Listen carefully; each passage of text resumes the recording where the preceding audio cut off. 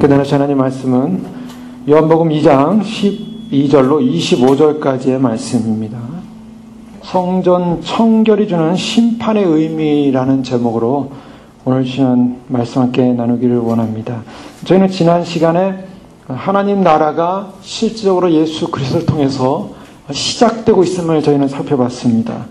가나의 혼인잔치 표적을 통해서 예수님의 구원의 종말의 은총이 이미 들어와서 시작이 된 예수님의 공생의 사역의 첫 표적으로서 예수님께서 새 포도주로 만드는 과정 속에 바로 껍질뿐이었고 죽어있는 옛 생명이 없는 기쁨을 잃어버린 유대교의 상황 속에서 진정한 구원의 메시아로서 생명과 기쁨을 주는 새 포도의 주의 잔치를 베푸는 바로 주님으로 오셨다라는 것을 선언한 사건이었음을 저희가 살펴봤습니다. 이 사건과 더불어서 바로 이제 예수님께서는 그 후에 예수께서 그 어머니와 형제들과 제자들과 함께 가버나움으로 내려가셨다가 열한 날 계시지 않고 6월절이 가까움으로 이제 예루살렘 성전으로 올라오시는 장면을 보게 됩니다. 오늘 읽은 이 본문 말씀은 바로 그 여러 가지 해석들이 있는 말씀 중에 하나입니다. 왜냐하면 요한복음의 2장에서 예수님께서 성전으로 올라가신 그런 모습이 나오고 있는데 다른 복음서 마태복음 21장이나 마가 11장, 누가 19장에는 바로 동일한 본문의 상황이 나타나고 있는데 이것은 예수님께서 바로 잡히시던 그 주, 바로 6월절이 있었던 바로 그 주에 일어났던 사건으로 다들 기록하고 있습니다. 공관복음에서는 동일하게 새 복음서에서는 예수님의 사역의 마지막에 나타난 사건인데 오늘 요한복음에서는 바로 가나 혼인잔치 이후로 바로 예수님의 사역의 시작과 함께 지금 이 말씀이 등장하고 있습니다. 이것은 제가 처음에 요한복음을 말씀드리면서 요한복음은 다른 공관복음서와 좀 다르다 그랬습니다. 그것은 좀 공관복음서가 기록되고 난 다음에 요한이 이 서신서를, 이 요한복음서를 기록할 때는 약간 세월이 흐른 상황이고 예수님의 사건 자체를 해석하는 차원에서 말씀이 기록되고 있다라는 것을 살펴봤습니다. 그렇기 때문에 이것이 요한복음만 기록하고 있는 초기 사건이냐 아니면 다른 공관복음서에 말하는 마지막 주님이 돌아가시기 전에 있었던 바로 그 주간에 있었던 사건이 요한복음만 처음으로 가져왔느냐, 이거에 대한 학자들이 논란이 있지만 그러나 전체적으로 모든 동의하는 공통된 학자들의 의견은 바로 동일한 사건이다. 동일한 사건이지만 요한은 이것을 앞으로 당겨서 미리 이것을 기록하고 있다라고 해석을 합니다. 근데 그런 해석하는 이유는 저희가 그 타당성을 분명히 발견할 수가 있습니다. 왜냐하면 이미 요한복음이 시작되면서 요한복음이 시작되는 이 시작의 내용 속에는 무엇이 담겨져 있냐면 바로 예수 그리스도가 가져오는 구원의 은총이 예수님과 더불어서 정말론적인 구원이 시작되고 있다는 것을 강조하면서 특별히 세례 요한의 외침 속에서 우리가 살펴본 1장 10절에 말씀이 육신이 되어 우리 가운데 거하심에 우리가 그의 영광을 보니 아버지의 독생자의 영광이요 은혜와 진리가 충만하더라. 예수님은 어떤 분으로 오셨냐면 은혜와 진리라는 이 밸런스의 부분을 우리가 살펴봤습니다. 그래서 17절에 보면 율법은 모세로 말미암아 주어진 것이요 은혜와 진리는 예수 그리스도로 말미암아 왔다. 그러면서 이 율법적인 문제와 은혜적인 부분을 강조했고 또한 예수님은 은혜만을 주시는 분이 아니라 진리의 영역으로 왔다라는 이 부분을 또한 살펴봤었습니다. 예수님께서 어떤 모습을 갖고 있는가? 예수님의 모습 가운데는 여러 가지 사람들이 생각하는 모습들이 있을 것입니다. 예수님은 사랑의 하나님이다. 은혜의 하나님이다. 자비의 하나님이다. 용서의 하나님이다. 그리고 어떤 죄도 용서해 주시는 그런 좋으신 분이시다. 또 우리를 끝까지 참으시는 분이시다. 뭐 여러 가지 예수님에 대한 긍정적인 이미지를 갖고 있습니다. 그러나 성경에서는 무엇을 말하냐면 항상 이 양면성, 이 듀얼리즘이라는 해석을 할 수가 있죠. 이중성이라고 할 수가 있습니다. 이것을 항상 잊지 말아야 됩니다. 그것은 뭐냐면 예수님이 관대하고 동정있고 사랑있고 은혜롭고 자비롭고 또 예수님께서 참으시고 인내하시고 긍휼을 베푸시고 우리에게 좋은 것 주시고 하는 분이시지만 성경에서 다른 표현으로 하면 예수님은 빛이시고 예수님은 의로우시고 예수님은 거룩하시고 또 예수님은 죄에 대한 분명한 심판을 하시는 분이시다. 그래서 요한계시록에 보면 어린 양의 진노에 관한 말씀을 하고 있고요. 또 히브리서 말씀에 보면 하나님을 모독하는 자가 갖는 결론은 뭐냐? 하나님을 모독하는 자가 받는 결론은 살아계신 하나님의 손에 빠져 들어가는 것이 두려울진저. 하나님의 손에 빠져 들어가는 것이 두려운 것이다. 성경 항상 이 양면성을 말씀하고 있습니다. 그래서 세례 요한이 아들을 봤는데 독생자의 영광을 보니 그 독생자의 영광 안에는 은혜와 진리가 충만하더라. 은혜가 충만할 뿐만 아니라 우리를 구속하는 하나님의 사랑이 충만할 뿐만 아니라 또한 그 안에는 거짓이 없는 진리가 있다는 것입니다. 이 진리가 있다라는 이 말씀 속에는 죄를 용서할 수 없는 하나님의 공의가 들어갔다고 살펴봤습니다. 그래서 예수님 안에는 진정한 하나님의 사랑과 또 하나님이 죄를 없애기 위해서 그 사랑으로 말미암아 죄를 없애기 위한 아들을 십자가에서 저주 가운데 죽여야만 하는 하나님의 공의가 담겨져 있다 그랬습니다. 예수님은 바로 이 두 가지를 다 이루시기 위해서 오신 분입니다. 자, 오늘 저희가 살펴보는 말씀은 바로 이 요한복음이 해석되는 과정에서 요한복음 2장의 처음에 갈릴리 가나 혼인잔치에서 일어난 바로 새 시대의 축복의 구원의 종말론적 은총이 들어왔는데 종말론적 은총이 들어와서 참 새 포도주가 맛봄을 말미암아 사람들 기쁨을 누리기 시작했습니다. 유대교가 느끼지 못했던 기쁨, 정말 숨겨져 있던 기쁨을 잃어버렸던 그러한 종교 속에, 죽어있었던 종교 속에, 껍데기밖에 없었던 종교 속에 바로 참 생명을 부어주시는 예수 그리스도의 생명의 은혜가 나타나는 새 포도주의 기쁨을 누렸는데 바로 오늘 본문에서는 바로 그 은혜가 있었다면 그 다음에 진리의 부분입니다. 예수 그리스도의 진리, 그것은 무엇입니까? 예수님께서 바로 죽어있는 이 유대인을 향하여, 죽어있는 유대교를 향하여, 죽어있는 이 유대의 모든 전통을 향하여, 그리고 그동안 과거의 모세로부터 율법으로부터 이어왔던 그들의 구원에 관한 모든 소망에 관하여 예수님께서 무엇을 결정하냐면 율법으로는 구원받을 수 없다 라는 차원, 또 더 나가서 이제 모든 구약의 모습은 모형이요, 그 모형은 바로 진짜가 오는 진짜의 실체를 예표하는 것입니다. 그래서 그것을 타이폴로지라고 합니다. 타이폴로지. 그래서 타이폴로지라는 이 말은 모형론이다. 즉 구약에 있는 모든 사건은 무엇인가 실체를 나타내고 있다는 거예요. 실체를 나타내는 그 실체가 누군가? 바로 예수 그리스도가 실체신데 바로 실체인 예수 그리스도가 나타나신 걸 말미암아 타이포라는 이 구약의 모든 모형은 다 철폐되고 무너질 것이다 라는 것을 선언하는 장면입니다. 그런 의미에서 예수님은 오늘 성전 안으로 들어가셔서 그의 특별한 행위를 행하십니다. 자, 오늘 유대인의 유월절이 가까운지라 라는 이 표현을 볼 수가 있습니다. 그런데 우리가 성경에 보면은 이 유월절이라고 하는 것은 사실은 유대인의 유월절이 아닙니다.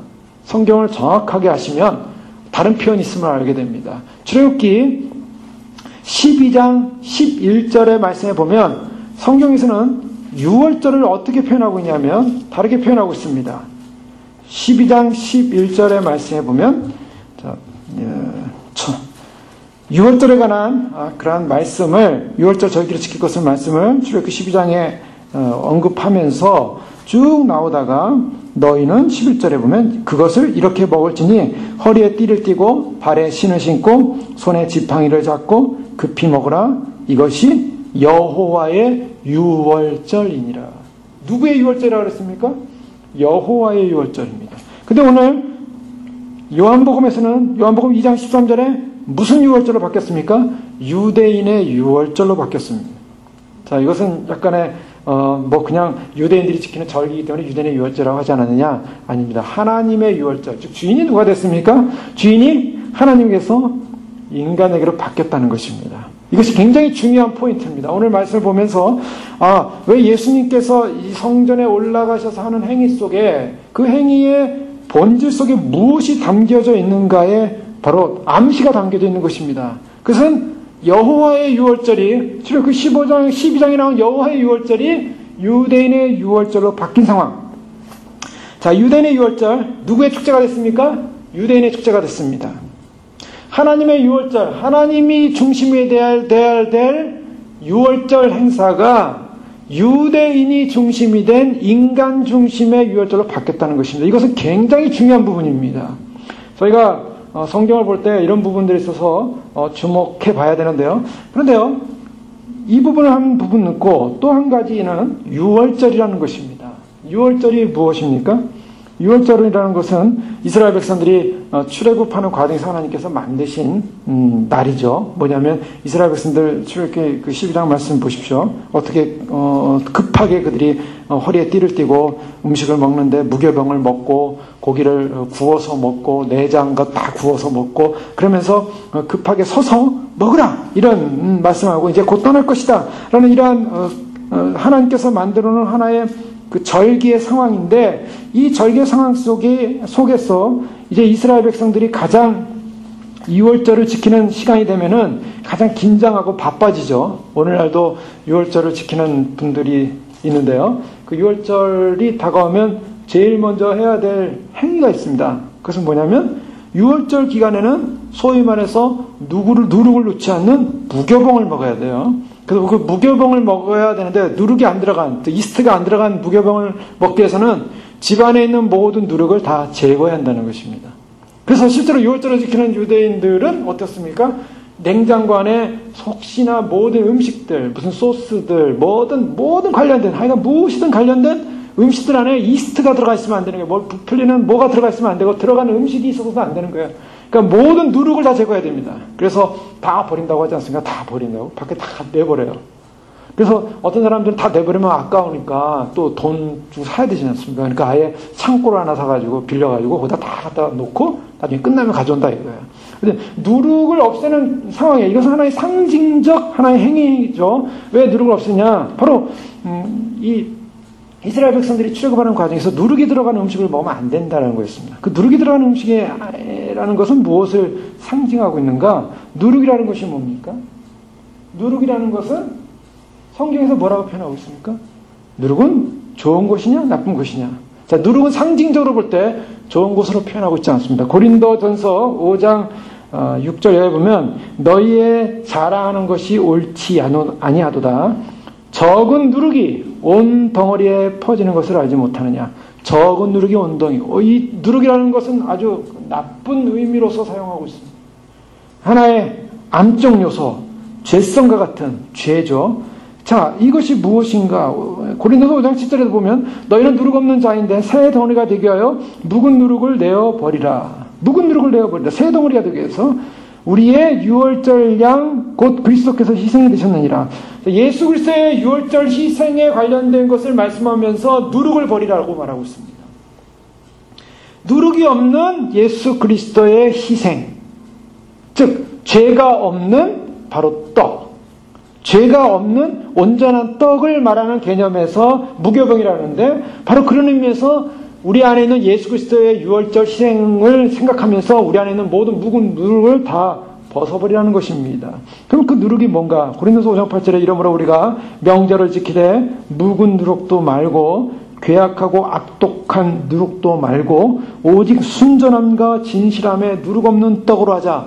자, 여기서 이 유월절의 개념이 어떻게 변화되고 있습니까? 우리가 명절을 지키되 그 명절은 누룩, 우리의 먹는 음식의 누룩의 문제가 아니라 사실은 이 누룩을 상징화시켰죠. 먹는 음식의 누룩의 문제가 실제로 예수 그리스도 이후로는 어디로 왔습니까? 마음으로 왔습니다. 마음의 심령에 괴악하고 악독한 그런 마음을 품고 있다면 그 사람은 누룩이 있는 사람이라는 거예요. 그 누룩 있는 것 마음을 가지고는 유월절 명절을 지킬 수가 없으니 누룩을 제거하자. 묵은 누룩을 제거하자. 예수 그리스도 안에서 묵은 누룩, 유월절 어린 양 그리스도의 희생을 생각한다면 묵은 누룩을 제거해야 되는데 그 묵은 누룩을 제거한 사람은 어떤 사람이냐? 순전한 사람이다. 진실한 사람. 진정한 회개를 이루어야 한다는 것입니다. 진정한 회개를 이루지 않는 유월절은 아무 의미가 없다는 거예요. 아무리 육신적으로 물질적으로 음식을 다 누룩을 없애버렸다 할지라도 마음에 사악함이 있고 마음에 완악함이 있고 마음에 강포함이 있다면 아무 의미가 없다는 거죠.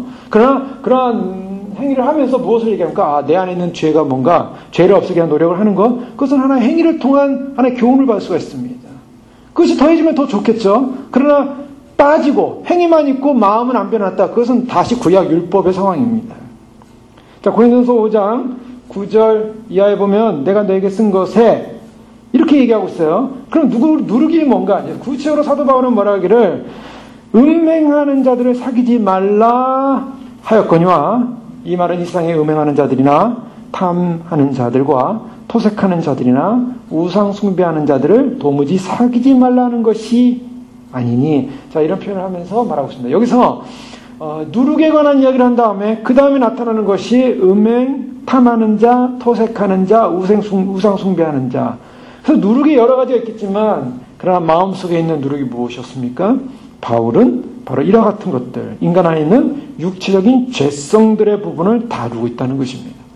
예수 그리스도의 유월절 어린 양의 희생의 피가 의미가 있기 위해서는 우리 안에 있는 묵은 누룩이 다 사라져야 돼요. 묵은 누룩이 뭡니까? 옛 정욕입니다. 옛 죄성들입니다. 음행, 탐하는 것, 토색하는 것, 우상 숭배.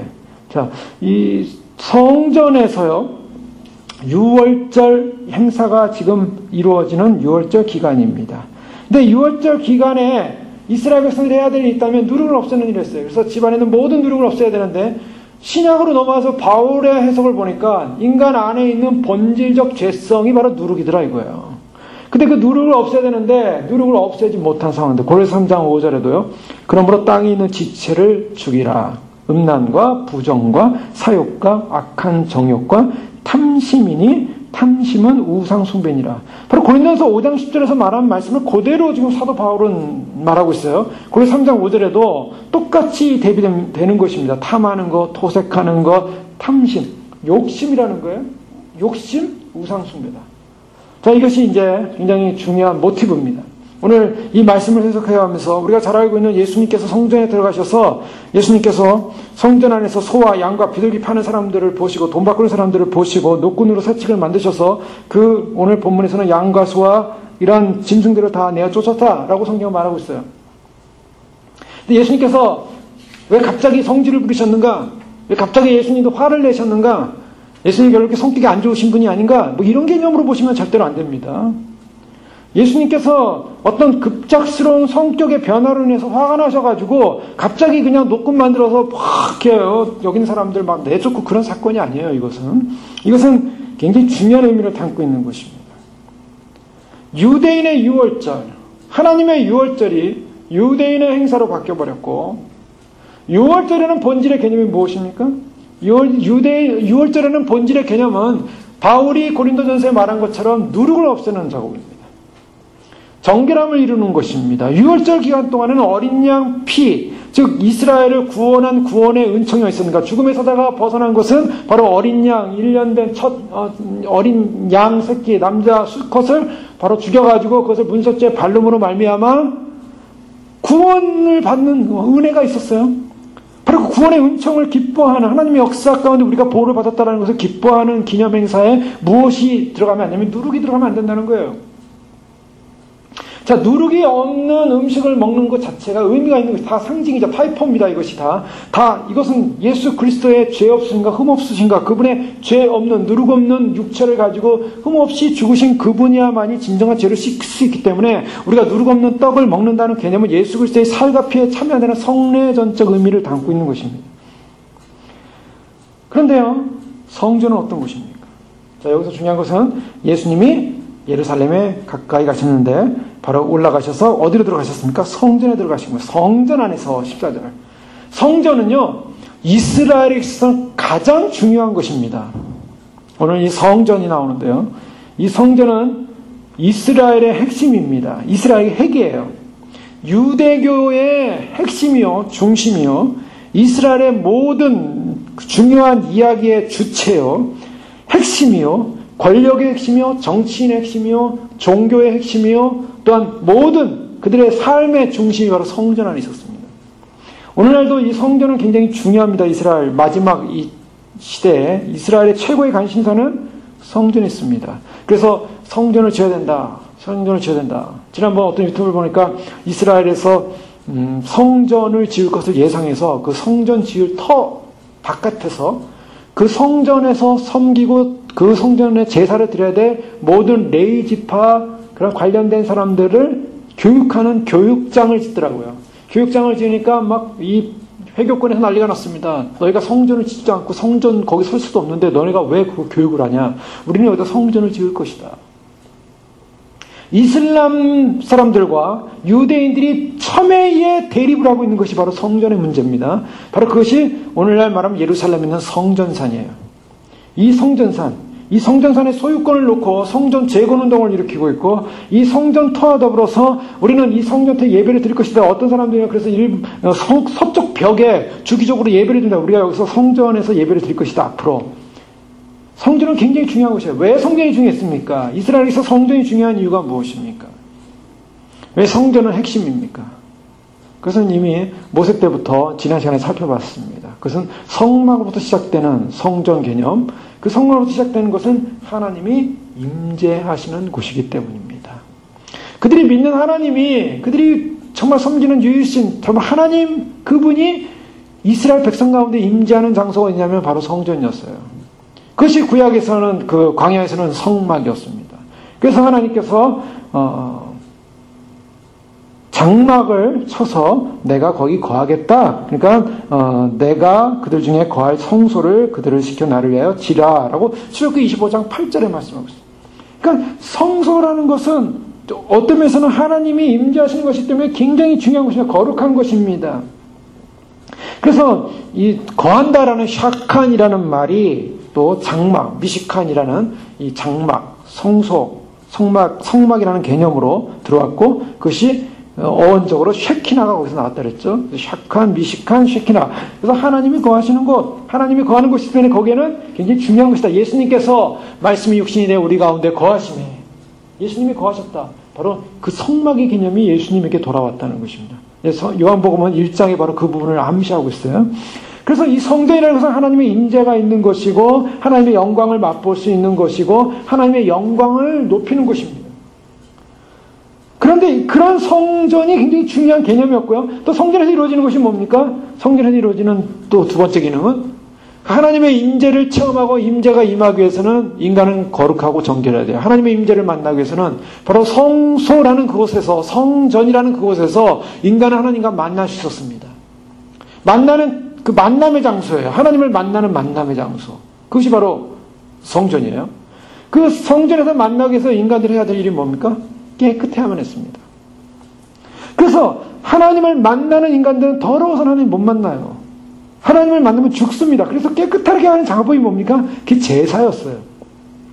그래서 성전이 하는 일은, 굉장히 중요한 일은 제사를 드리는 일이었습니다. 그래서 희생제사를 드립니다. 제물을 갖다가 드려서 속죄를 드립니다. 속죄만이 아니라 그 모든 제사들을 드림을 말미암아 하나님 앞에 정결한 정결 예식을 하는 것이었습니다.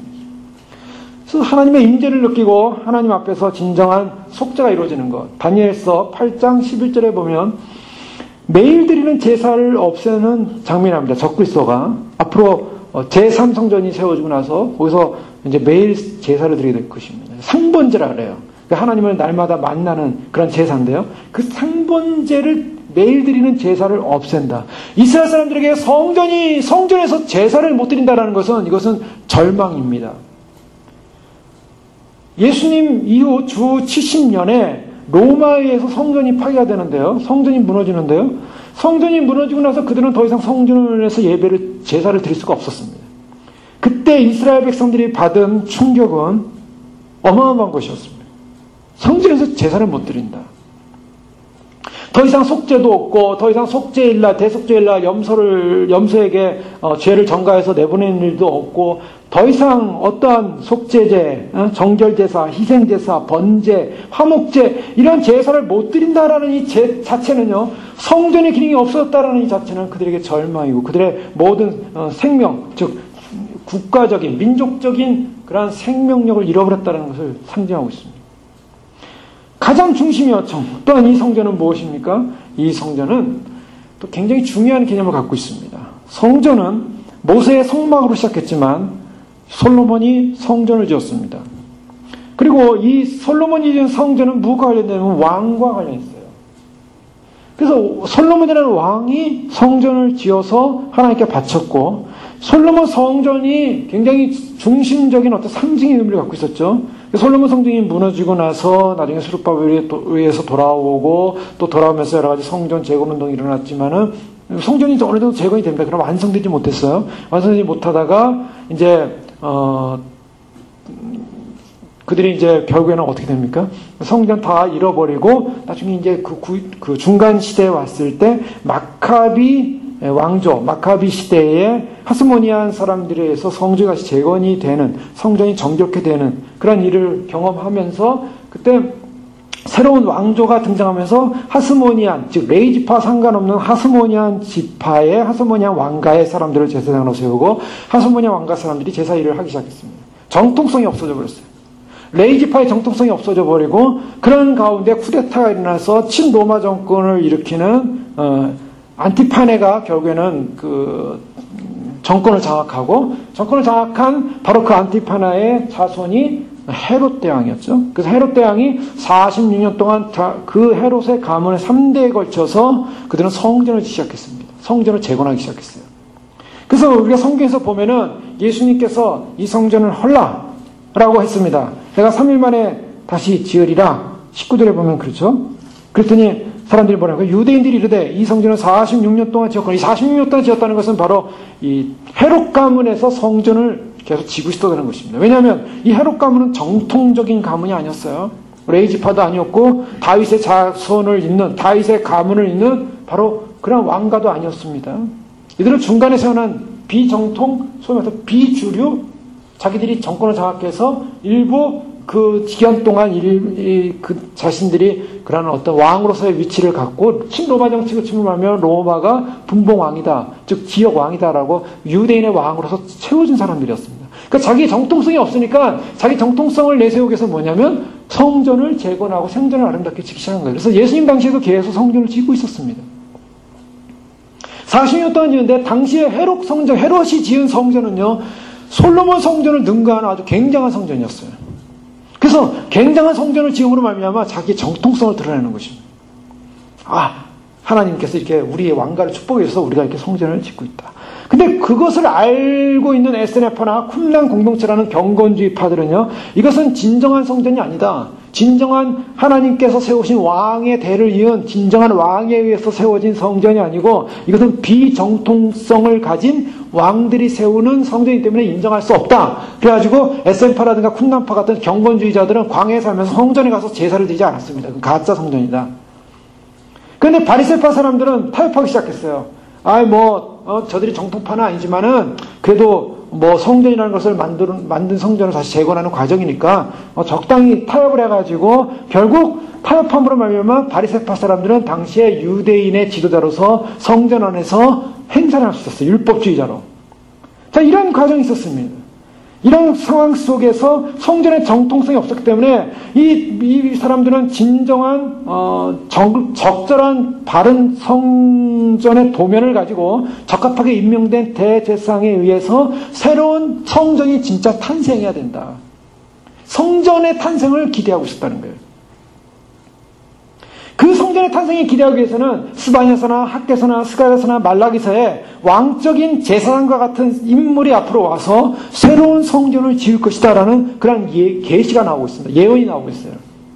그 스가랴서의 마지막을 보시죠. 스가랴서의 마지막에 보면은 새로운 왕이 와서 예루살렘 성전에서 제물을 드리고 초막절을 드리고 하는 이런 성전이 회복되어지는 과정을 설명하고 있습니다.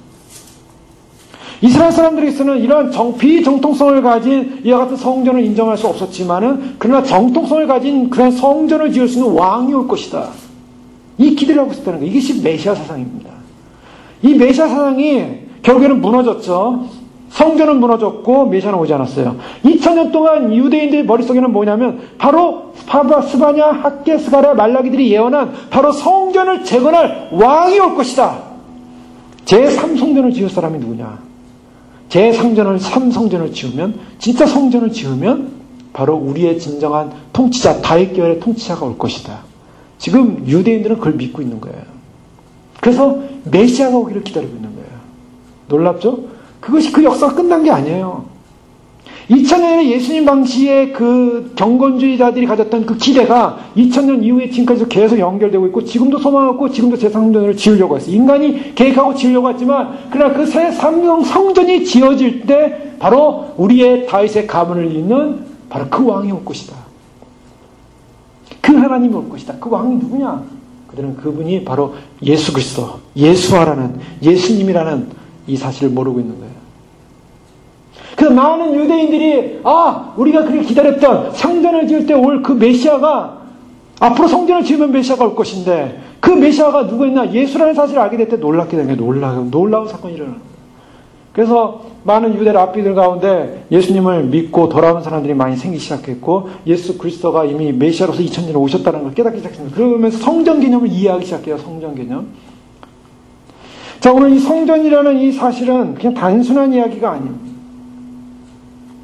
바로 이 성전은 이스라엘의 핵심이요 이스라엘의 모든 것이었어요. 그런데 이 성전은 어떤 면에서는 정통성을 갖지 못한 참으로 인정받지 못한 비정통 속에 어떻게는 세워진 소위 말해서 예수님이 말씀하신 산상수훈에 모래 위에 지은 집은 바람이 불면 무너질 것이다. 모래 위에 지은 집과 같은 성전이었어요.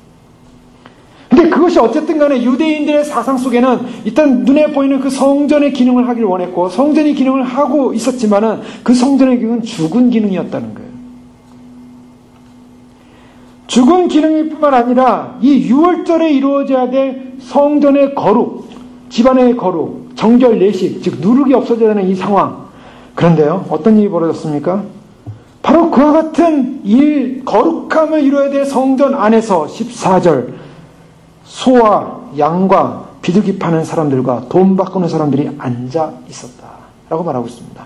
자, 마태복음 21장에 가면 예수께서 성전에 들어가서 성전 안에 매매하는 모든 사람들을 내쫓으시고 돈 바꾸는 사람들의 상과 비둘기 파는 사람들의 의자를 둘러 엎으시고 그들에게 이르시되 기록된 바 내 집은 기도하는 집이라 일컬음을 받으려 할거늘 너희는 강도의 소굴을 구렬로 만드는도다.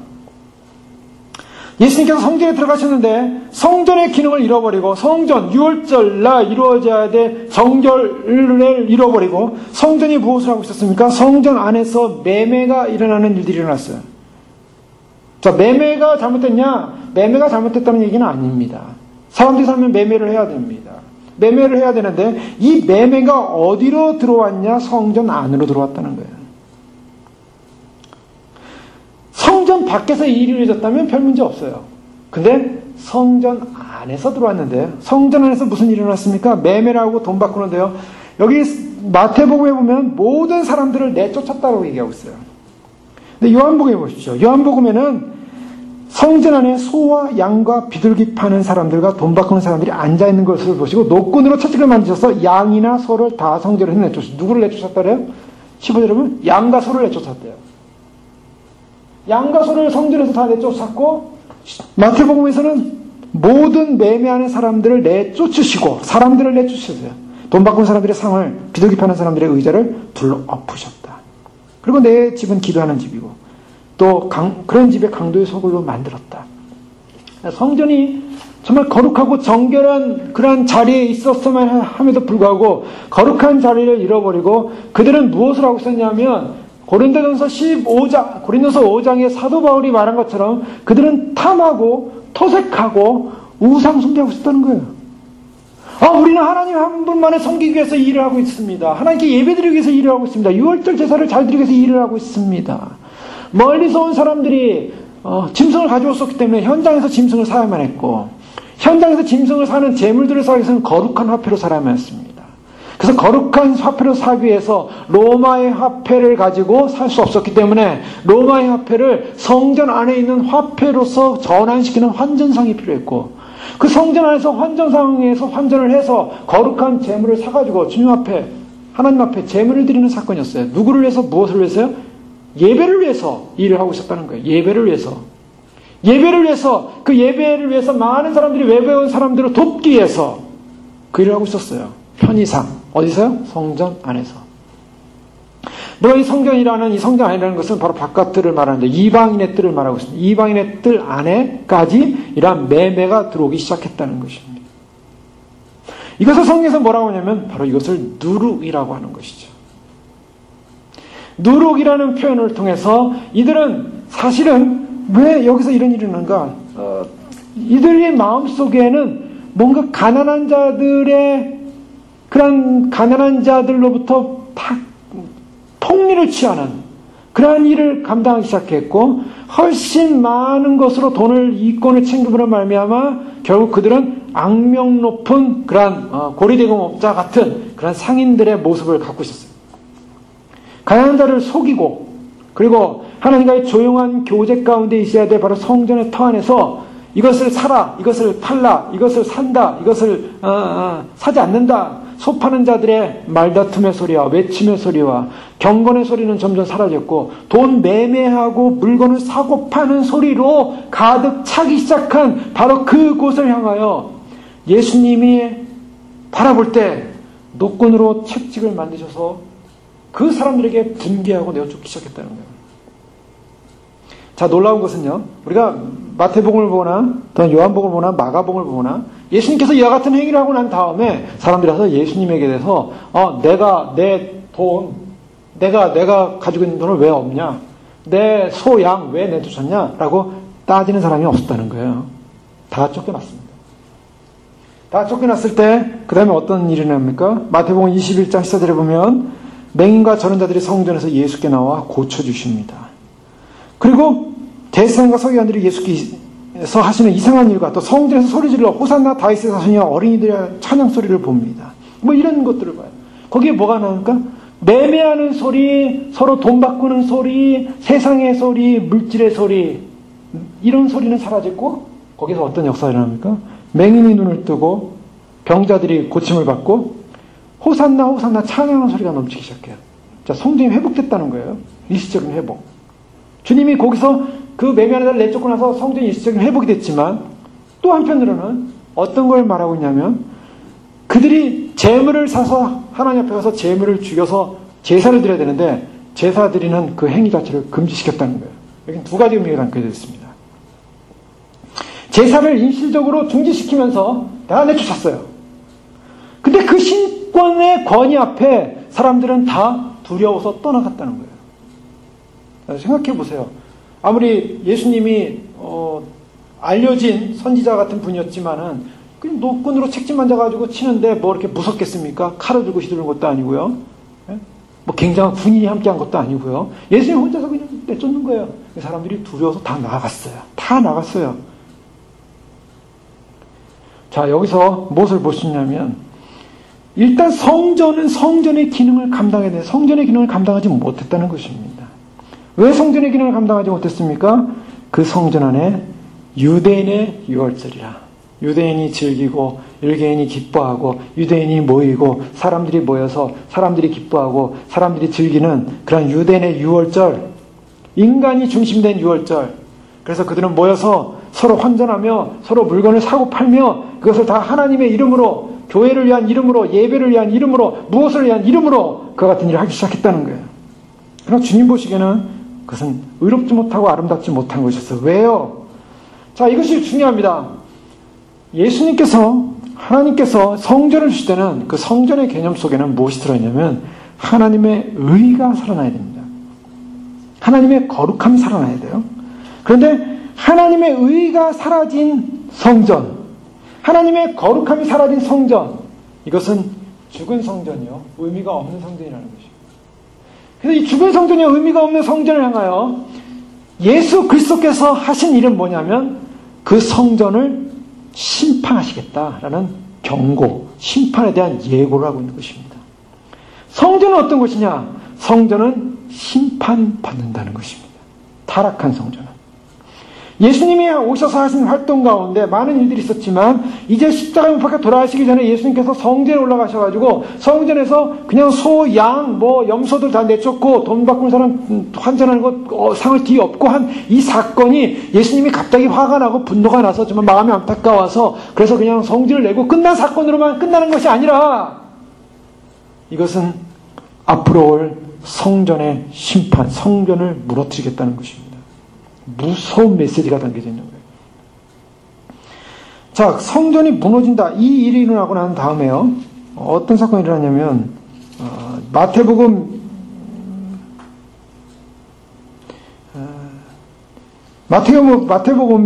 이후에 보면 이 성전이 어떻게 되겠습니까? 라고 제자들이 질문을 해요. 질문하니까 이 성전은 돌 위에 돌 하나도 남지 않고 다 무너질 것이다. 주님께서 이런 말씀하세요. 성전이 무엇이 어떻게 된다고 하냐면 다 무너질 것이다. 그러면서 예수님께서 마태복음 23장 31절에 예루살렘아 예루살렘아 선지자들을 죽이고 내게 파송된 자들을 돌로 치는 자여 암탉이 그 새끼를 날개 아래 모음같이 내가 내 자녀를 모으려 한 일이 몇 번이더냐. 그러나 너희가 원하지 아니하였도다. 보라 너희 집이 황폐하여 버려진 바 되리라. 너희 집이 황폐하여 버려진 바 되리라. 주님께서 바로 이 성전을 향하여 성전이 앞으로 어떻게 될 것입니까? 이 성전은 앞으로 예루살렘이 멸망하고 무너질 것이다. 이렇게 말하고 있어요. 마가복음 13장에 보면 1절에 보면 예수께서 성전에 나가실 때 제자 중 하나가 이르되 선생님이여 보소서 이 돌들이 어떠하며 이 건물들이 어떠하니까. 성전에서 나가실 때 성전의 돌들을 보면서 제자가 물었어요. 이 돌들이 어떻게 되겠습니까? 예수께서 이르실 때 내가 이 큰 건물을 보느냐? 돌 하나도 돌 위에 남지 않고 다 무너뜨려지리라 하시니라. 돌 하나도 돌 위에 남지 않고 다 무너뜨려. 이것은 뭐냐면 마가복음 13장의 사건은 마가복음 이미 11장 15절에 그들이 예루살렘에 들어가니라. 예수께서 성전에 들어가서 성전 안에서 매매하는 자들을 내쫓으시며 돈 바꾸는 자들의 상과 비둘기 파는 자들의 의자를 둘러엎으시며 아무나 물건을 가지고 성전 안으로 지나다님을 허락하지 아니하시고 물건을 가지고 지나다니면 허락하지 아니하시고 이에 가르치시되 기록된 바 내 집은 만민이 기도하는 집이라 칭함을 받으리라 하지 아니하였느냐. 너희는 강도의 속을 굴혈로 만들었도다 라고 말씀하시고 난 다음입니다. 자, 왜 이런 사건이 벌어졌는가? 예수님께서 성전 안에 들어가셔서 성전에 이 매매하는 사람 내쫓으고 상과 비둘기 파는 자들의 의자를 다 둘러엎으신 사건, 그리고 물건을 가지고 이 성전 안으로 돌아다니지 말라 허락지 안 하셨어요. 아무도 이 성전 안에서 지금 장사 지내는 사람들이, 터 닦고 장사 지내는 사람들이 다 나가 들어오지 못하는 상황이 되어버렸어요. 성전이 정결함을 입었어요. 근데 이 사건은요, 이 사건으로 끝나는 것이 아니라 이것은 앞으로 성전이 무너질 것이다. 성전이 무너질 것이다. 이것은 어마어마한 사건이었어요. 이 사건 때문에 바리새인과 유대인들이 예수님한테 당신은 무슨 권위로 이와 같은 일을 하느냐라고 질문을 했어요. 그때 유명한 예수님의 대답이 있죠. 예수님께서 그들의 완악함과 사악함을 아시고 너희는 세례 요한이 어디로부터 나왔는지 아느냐 대답하라. 그러면 내가 이 말을 대답하겠다 그랬죠. 근데 당시에 바리새인과 유대인들은 세례 요한이 어떤 사람이라는 인식하고 있었어요. 세례 요한은 하나님부터 난 자다. 그는 선지자다. 물론 레위 지파여 사가랴의 제사장의 아들이었지만은 그러나 그들은 세례 요한의 권위를 인정하고 있었어요. 세례 요한의 권위를 인정하면 세례 요한이 지적한 바로 그분, 세상지를 지고는 하나님의 어린 양이라고 지적한 바로 그분, 나는 그분의 신들매도 감당치 못하겠다고 얘기했던 바로 그분의 세례 요한이 말한 그 권위를 너희는 왜 인정하지 않느냐, 어떤 권위로 일을 하냐라고 질문했을 때 사람들이 너는 도대체 누구냐? 내가 처음부터 말한 바로 그이다. 예수님께서는 바로 바리새인들에게 그렇게 얘기했어요. 그분이 한 권위, 도대체 성전 안에 일어났던 모든 유대인들과 바리새인들이 허용했던 매매 사건, 허용했던 그들이 거기서 이익을 얻었던 성전세를 갖다 1년에 한 번씩 모든 유대인들은 내야만 했어요. 그래서 성전세를 내는 것에 대해서 그것이 부정한 것이냐? 아니요. 성전세를 냈으면 반세겔의 성전세를 내는데 성전세를 내고 그래서 환전을 하고 또 거기서 짐승들을 사용하고 희생을 드렸던 이 예배를 위한 행위 자체를 부정하면서 내쫓으신 예수 그리스도의 사건에 대해서 사람들은 이게 도대체 어디서 나 우리가 허락한 건데 누구의 권위로 너희는 일을 하느냐? 이 질문을 했을 때 예수님께서는 요한의 권위가 어디서부터냐? 라는 질문을 하고 그 요한의 권위에 대해서 우리는 모르겠다. 그들은 발표했어요. 중도도 입장이죠. 알지만 대답하기 싫었어요. 왜냐하면 그것을 제대로 대답했다가는 자기들이 올매에 걸리니까. 그래서 예수님 나도 너에게 대답하지 않겠다. 그것으로 이 사건에 대한 그들이 입을 다물게 됩니다.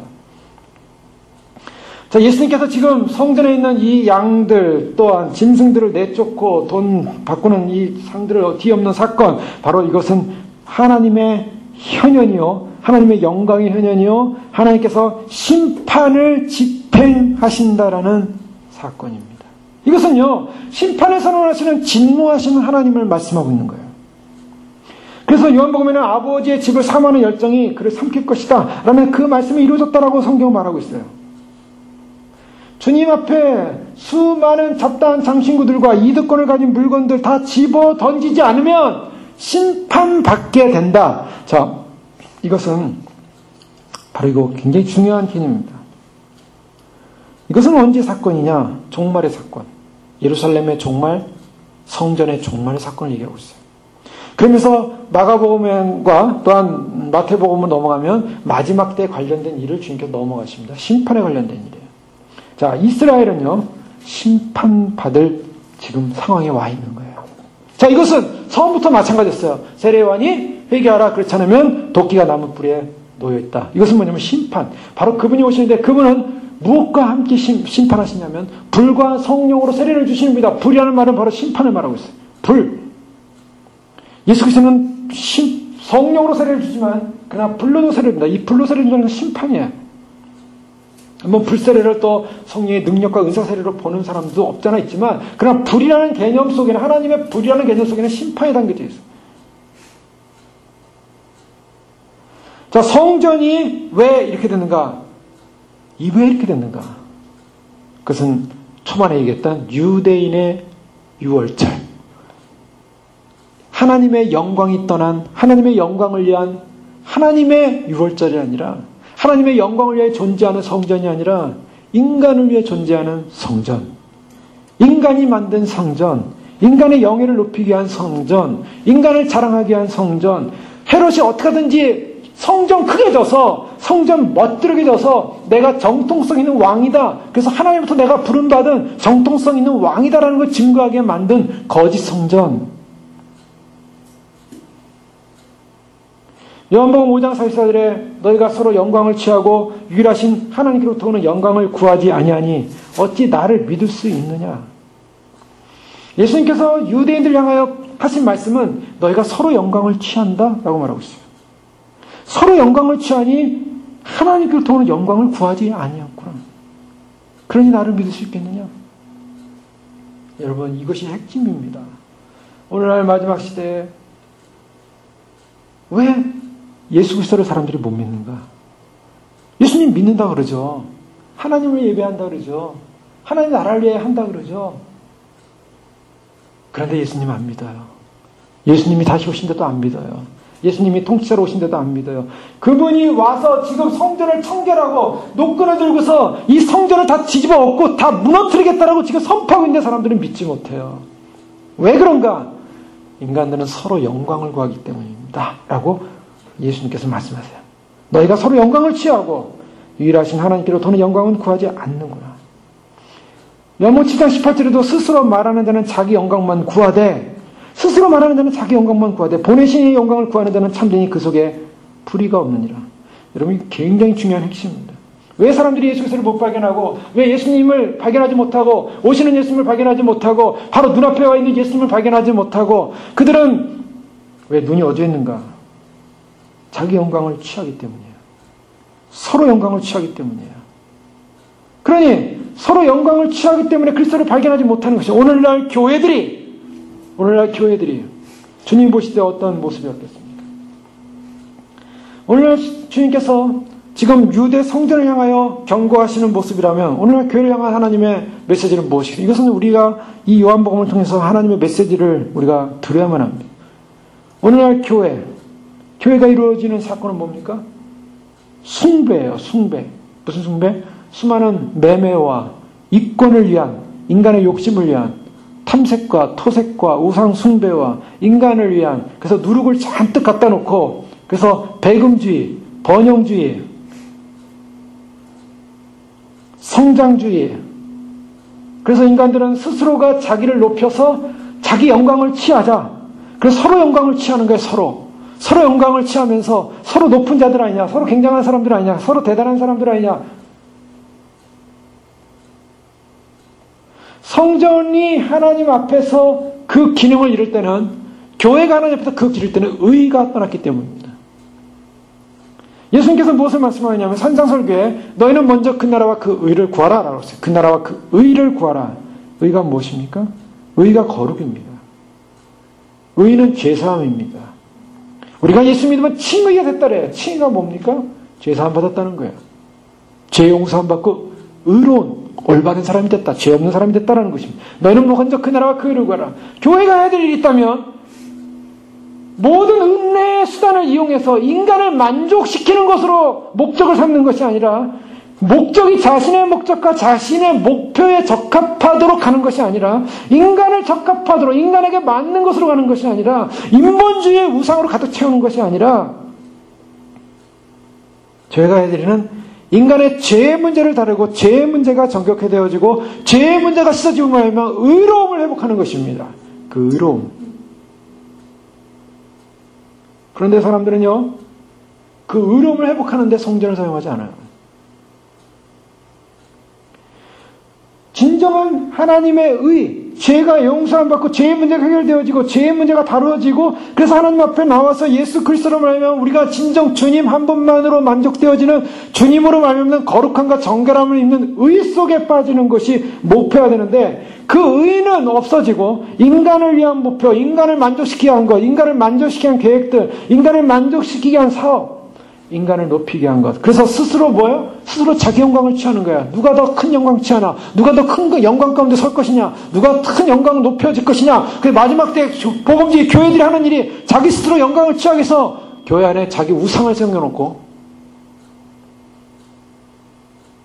자기 우상의 그림자를 올려놓고 우상을 섬기게 하는 거예요.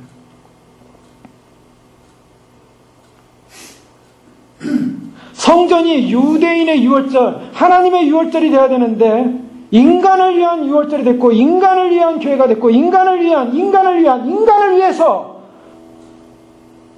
하나님의 의가 떠났습니다. 하나님의 의가 사라지고 의가 높아지지 못하고 하나님의 의가 떠난 바로 그것은 성전이 더 이상 아닙니다. 성전이 아니고요. 뭡니까? 하나님이 집 밟아버릴 거예요. 자, 그것이 바로 예수님께서 성전을 청결하는 바로 그 메시지입니다. 여러분, 생각해 보세요. 우리가 유대인이라 생각해 보고요. 2000년 전에 예루살렘에 갔다고 생각해 보세요. 그리고 우리 조상들은 다 모세 율법대로 유대교를 지키고 제사를 지내고 믿음으로 살았어요. 그리고 그것이 성전이 번듯하게 세워지고 있어요. 헤롯이라는 왕이 성전을 멋있게 번듯하게 솔로몬 성전보다 더 큰 영광으로 46년 동안 더 높게 크게 막 너무나 잘 짓고 있어요. 그런데요, 그 성전은 무너질 것이다. 너희들이 하는 것 다 썩은 짓이다. 다 거짓이다. 내 아버지의 집을 강도의 구렬로 만들었냐? 내 아버지의 집을 너희 인간들을 위한, 그러한 인간들을 위한 잔치의 집으로 만들었느냐? 거기에는 진정한 죄사함과 진정한 용서와 진정한 회복이 일어나지 않고 있다. 그들이 아무리 희생제물을 갖다 드려도 거기에 진정한 죄사함이 일어나고 있지 않았어요. 죄사함이 어디서 일어나고 있었습니까? 예수 그리스도를 통해서 일어나고 있었어요.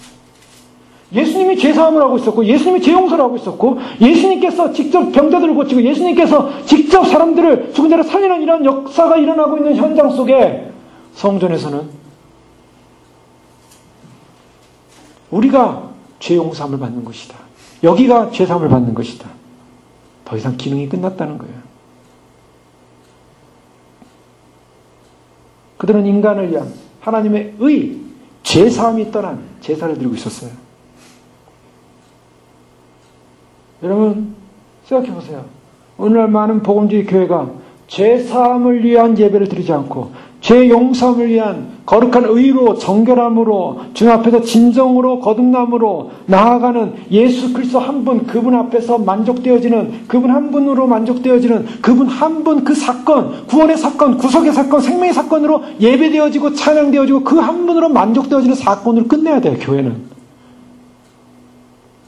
그 이상 더 인간을 위한 무엇인가 애대하고 있는 모든 짓거리들은 전부 다 주님 보시기에 강도의 구려를 만들었다는 거예요.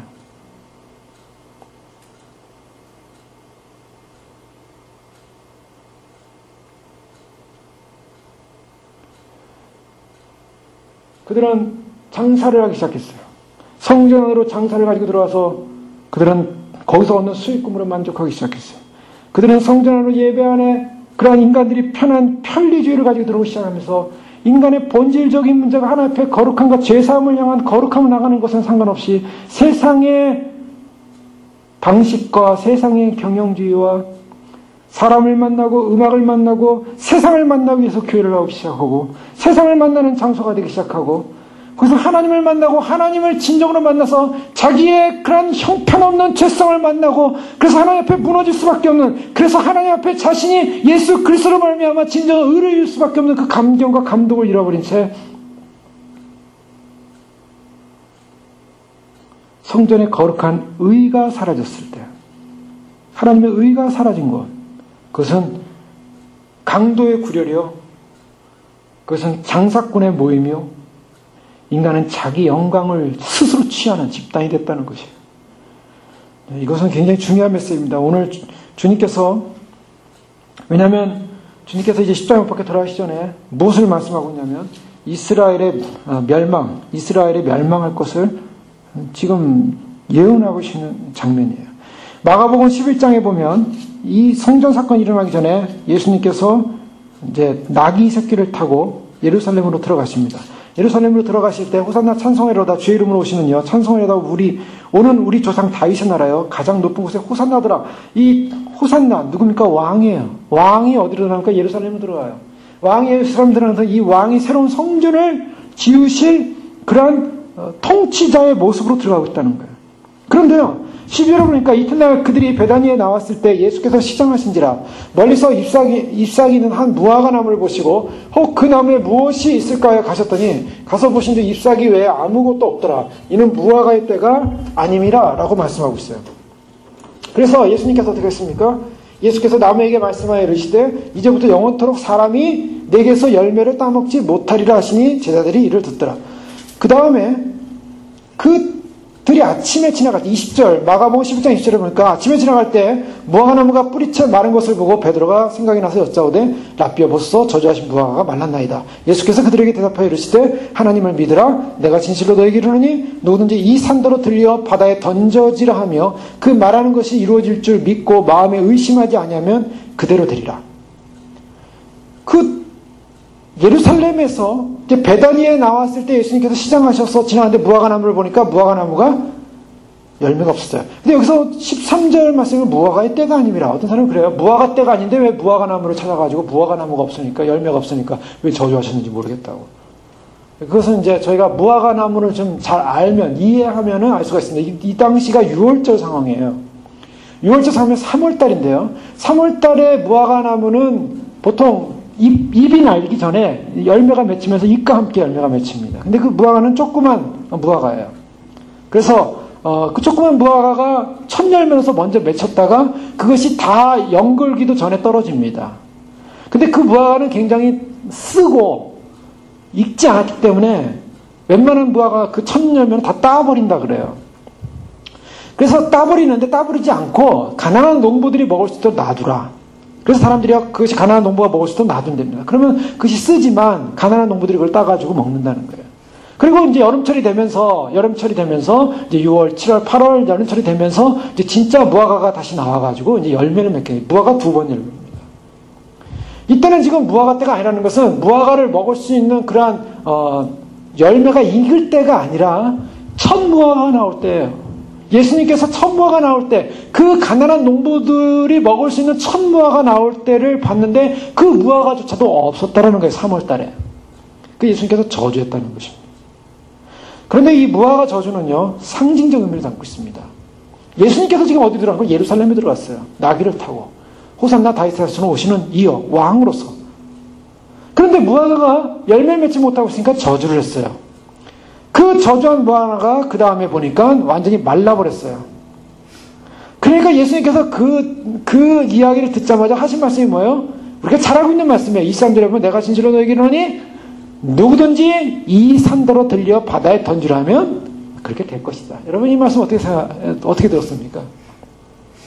이 산을 들어 바다에 던지면 믿음만 있으면 뭐든지 삼두마고 옮겨져. 삼두. 우리가 그렇게 많이 이해를 했어요. 여러분 믿음만 가십시오. 그러면요 이 산도요 바다에 던지라면 던져지는 거예요. 그러니까 얼마나 하나님 놀라운 역사예요. 그러니까 그렇게 정말 어떤 사람이 기도했더니 어느 날 포크레인이 와가지고 막 산을 막 깎기 시작하더니 바다에다 막 던지더라고요. 그러면서 이 응답되지 않았습니까? 그냥 믿음만 가십시오. 산이 옮겨져서 바다에 던져집니다. 이 말은 굉장히 상징적인 의미입니다. 뭘 말하고 있냐면 마가복음 11장 23절에 보면 내가 진실로 너에게 이르노니 누군지 이 산더러. 이 산이 무슨 산이에요? 이 산이 무슨 산이냐고요. 자, 이 성경의 문맥을 보시죠. 지금 예수님께서 어디로 들어가십니까? 예루살렘을 들어가고 있어요. 오늘날 예루살렘에 있는 성전이 있는 바로 그것을 우리는 뭐라고 얘기하냐면 바로 사람들이 템플 마운틴이라고 합니다. 즉 성전산이라고 말해요. 이 산더러 예루살렘은 고지에 있어요. 예루살렘은 높은 지역에 있습니다. 그래서 감람산에서 예루살렘을 보면서 예수님께서 우시는 거예요. 예루살렘아 예루살렘아. 예루살렘이 높은 지역에 있는 이 산더러 예루살렘 템플이 있는 성전이 있는 이 산을 뜯어서 바다에 던지라 할 것이면 던져질 것이다. 무슨 말이냐면 앞으로 예루살렘은 파멸되고 멸망할 것이다 라고 예언하고 있는 거예요. 이 산더러 이 성전이 있는 이 예루살렘의 산이 무너질 것이다. 뭐처럼? 무화과나무처럼. 이 무화과나무를 저주하고 그 다음에 성전에 들어가서 성전 뒤엎기 시작했어요. 예수님이. 무슨 말씀하고 있어요? 예수님께서 이스라엘의 가장 핵심이었던 사상과 믿음과 모든 정치와 모든 핵심이었던 성전을 무너뜨리시겠다는 거예요. 이것이 하나님의 심판입니다. 그래서 예수님께서는 이 심판을 행하기 전에 뭐 하셨습니까? 우셨어요. 예루살렘아 예루살렘아 너를 얼마나 내가 품고 너를 얼마나 안타까워하고 너에게 얼마나 기회를 주었느냐. 그런데 왜 내 말을 듣지 않느냐 하고 예수님께서 눈물을 흘리시는 것을 우리는 발견하게 됩니다. 자, 이 예루살렘은 심판받을 것이다. 자, 그 심판받음이 계속해서 주님 말씀하십니다. 자, 그것이 그 다음에 이런 예화를 들어요. 예수님께서 계속 연결되는 것입니다. 이 예루살렘에서 가르치실 때 마태복음 21장 28절에 보면 그러나 너희 생각에는 어떠하냐. 어떤 사람이 두 아들이 있는데 맏아들이 가서 이르되 예 오늘 포도원에 가서 일하라 하니 대답하여 이르되 아버지 가겠나이다 하더니 가지 아니하고 둘째 아들에게 가서 또 그와 같이 말하되 말하니 대답하여 이르되 실소이다 했다가 그 후에 뉘우치고 갔으니 그 둘 중에 누가 아버지 뜻대로 했느냐? 우리가 이 비유를 들으면서 또 사람들이 이렇게 생각해요. 아 그래 주님이 무슨 말씀하시면은 처음에는 안 가겠다 그랬다가 후회하고 나중에 가면 돼. 그게 좋은 거야. 물론 그렇게 많이 사람들이 해석해요. 뭐 그것도 하나의 큐티적 묵상을 통해서 아마 본인에게 적용할 수 있는 해석일 수도 있어요. 근데 이것은 문맥적으로 보셔야 됩니다. 이것은 무슨 말씀입니까? 바로 말을 듣지 않은 두 아들이 있었는데 그 두 아들에게 아버지가 어떻게 포도원에 가서 일하라 했어요. 포도원에 가서. 그 포도원이라는 건 상징이죠. 이스라엘을 말하고 있어요. 이스라엘에 주어질 구원의 상징, 축복의 상징, 예수님께서 오셔서 이루실 메시아 나라의 상징이에요. 이 포도원에 가서 일하라 그랬더니 둘째 아들이 가서 그와 같이 말하되 대답하여 이르시되 실소이다 하였다가 그에 뉘우치고 가고 첫째 아들은요 맏아들에게 예 오늘 포도원에 가서 일하라 했더니 아버지 가겠나이다 하고 가지 않고 첫째 아들은 가겠나이다 하고 안 가고요 둘째 아들은 싫습니다 하고 갔어요. 그러면서 하신 말씀이 뭐예요? 예수께서 그들에게 이르시되 내가 진실로 너에게 이르노니 세리들과 창녀들이 너희보다 먼저 하나님 나라에 들어가리라. 요한이 의로 도로 너희에게 왔거늘 너희는 그를 믿지 아니했을 때 세리와 창녀는 믿었으며 너희는 이것을 보고도 끝내 뉘우쳐 믿지 아니하였도다. 이 무슨 말이냐면 예수님께서 성전 척기를 하고 난 다음에 당신이 무슨 권위로 일을 하냐라고 아까 말씀드리지 않았습니까? 세례요한 얘기를 했어요. 예수님이 세례요한의 권위가 어디서부터 왔느냐? 그때 대답을 못했어요. 모르겠다. 나도 대답하지 않겠다 하고서 하신 바로 그 다음에 하신 바로 예화예요. 세례 요한이 도로 너에게 왔거늘 너희가 믿지 아니하였고 세리와 창녀는 믿음으로 그들은 회개하고 뉘우쳐 회개했는데 너희는 뉘우쳐 믿지 아니하였구나. 너희는 먼저 큰아들이고 너희는 먼저 배운 자들이고 너희는 유대인의 지도자라고 하고 너희는 성전을 지키는 자라고 하고 너희는 율법주의자라고 하는 너희들은 하나님의 말씀을 잘 듣겠습니다. 말로는 잘 듣겠습니다. 말해놓고 실제로 예수 그리스도가 와서 회개를 외치고 변화를 외치고 뉘우칠 것을 외치고 하나님 나라를 받아들일 것을 외치고 있지만 듣지 않고 오히려 세리와 창기와 세상 사람들부터 죄인이라고 보이는 더 버림받은 저 둘째 자녀들이 오히려 믿고 돌아오고 있다. 그들이 먼저 하나님 나라에 들어갈 것이다. 먼저 침투에 들어갈 것이다. 그러면 너희는 뭐냐? 너희는 다음에 들어가게 아니라 너희는 끝장났다. 너희는 끝이다. 너희는 심판이다. 왜? 뉘우쳐 끝내 믿지 않았기 때문이다. 지금 예수님께서요, 이 성전 사건을 단순히 성전을 보면서 마음이 불쾌해가지고 부담스러워가지고 그냥 이렇게 못 쫓는 행위적 사건, 행위 예수로 끝난 게 아니에요. 지금 이것은 앞으로 성전은 무너질 것이고, 앞으로 이스라엘은 멸망할 것이고, 너희가 믿는다고 하나 믿지 않는 너희들은 전부 다 멸망할 것이다. 심판받을 것이다. 그것이 바로 돌 위에 돌도 남지 않고 성전은 다 무너질 것이다. 성전, 그렇게 희망하고 그렇게 소망하고 지금도 2000년 기독교 역사 가운데 그렇게 제3성전이 기다리기를 원하는, 유대인들이 원하는 그 성전, 하나님 임재하는 그곳, 하나님의 거룩함이 있는 그곳, 죄사함이 있는 그곳, 죄사함이 더 이상 없는 그곳이 되어버렸고, 더 이상 하나님이 임재하지 않는 곳이 되어버렸어요. 그것은 다 무너뜨릴 것이다. 죄사함이 어디서부터 일어났습니까? 예수 그리스도 안에 일어나기 시작했어요. 예수 그리스도 안에 진정한 성전이 일어나기 시작했어요. 자, 그래서 요한복음에서는요, 앞으로 예수님께서 부활하신 다음에 죽으시고 부활하신 것을 생각하시면서 부활하신 다음에 그들이 깨달았다는 거예요. 예수님이 자신의 육체를 향하여 말씀하신 것입니다. 그 성전은 더 이상 성전의 개념은 없어진 것입니다. 예수님이 오심으로 일단 그 이스라엘 백성들이 그렇게 모세 때부터 또 성막으로부터, 그리고 솔로몬이 만든 그 지은 성전과 또 그것으로 사모하며 기다려오며 성전의 왕의 통치를 통해서 성전이 이스라엘의 중심을 잡고, 그래서 이스라엘에게 회복을 주고 생명을 주고 구원을 줄 것이라는 그 구원의 시대는 성전이라는 눈에 보이는 가시적 건물을 통해서 이루어지지 않는다는 것이에요.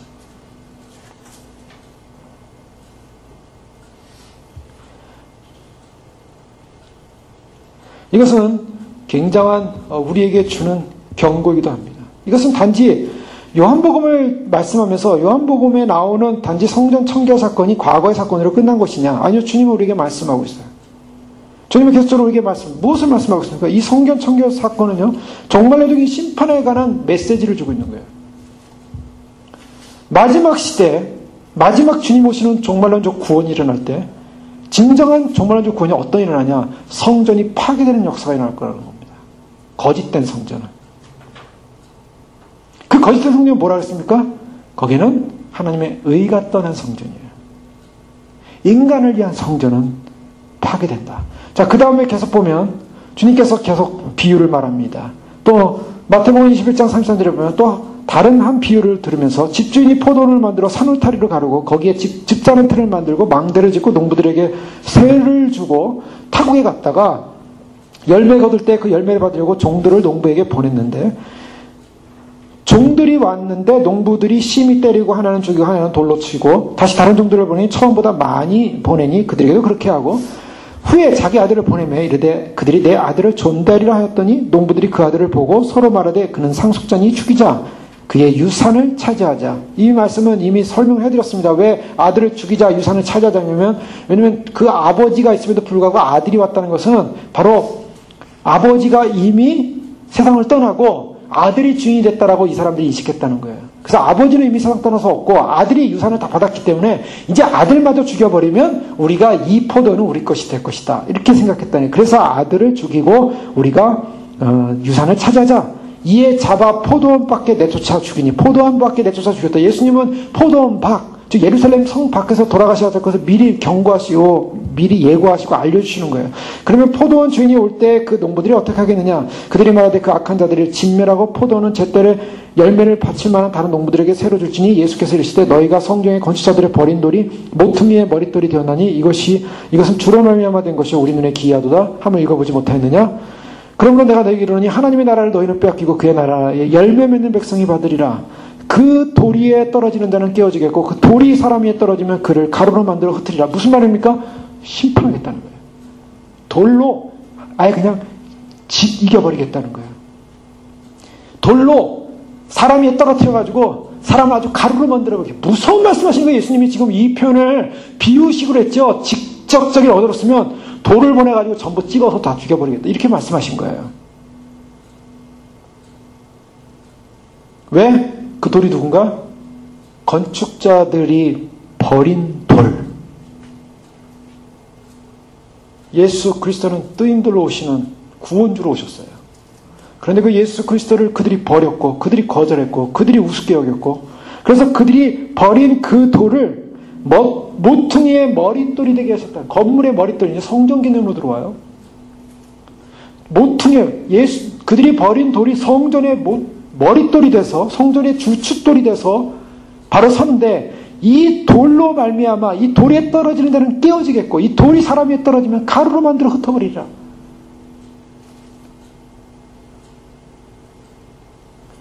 내가 너희에게 이르노니 하나님 나라를 너희는 빼앗길 것이다. 그 나라에 열매 맺는 백성이 받으리라.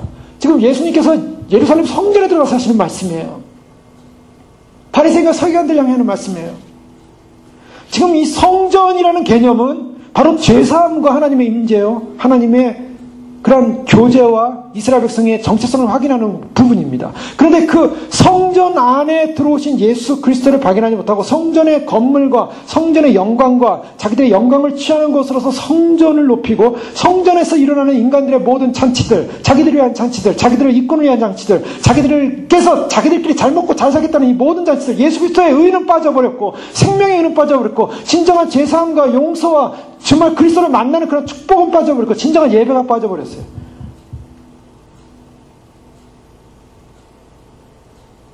그런 자들은 하나님 나라 빼앗길 것이라는 것입니다. 그 성전에 있는 그 성전 지키는 자들, 성전 안에 있는 유대 당국자들 돌에 깔려 죽을 것이라고 말하고 있어요. 요한계시록에 보면 예수님께서 마지막 교회를 향해 오시는데 어떤 모습으로 오십니까? 사도 요한에게 나타나서 빛난 그 눈빛과 발은 주석 같은 발, 돌과 같은 발, 그 발로 오셔서 주님의 말씀 앞에 진정으로 살지 못한 마지막 시대 교회를 향하여 어떻게 하신다고요? 심판하신다. 이 심판은 무서운 심판입니다.